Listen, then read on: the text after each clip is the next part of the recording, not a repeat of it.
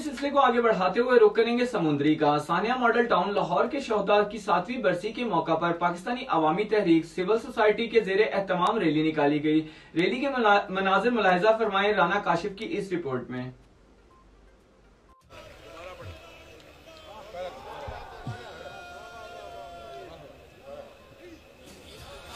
गिरेबां चाक होना है तुम्हारा जालिमों एक दिन, ये उखड़ा सांस फिर तुमको लहू पीने नहीं देगा।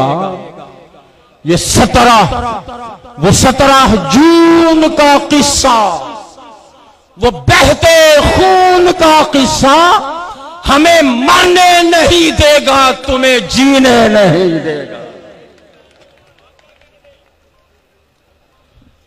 अज़्मो वफा की राह के उजालो तुम्हें सलाम, अज़्मो वफा की राह के उजालो तुम्हें सलाम।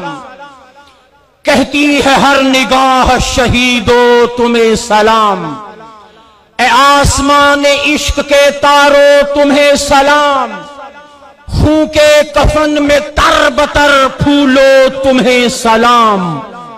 कायद से अपने अहद को ऐसे निभा गए, दुनिया को तुम वफा का सलीका सिखा गए। कायद से अपने अहद को ऐसे निभा गए, दुनिया को तुम वफा का सलीका सिखा गए।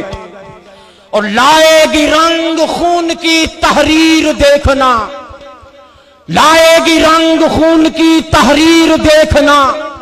अपने लहू से फूटती तनवीर देखना।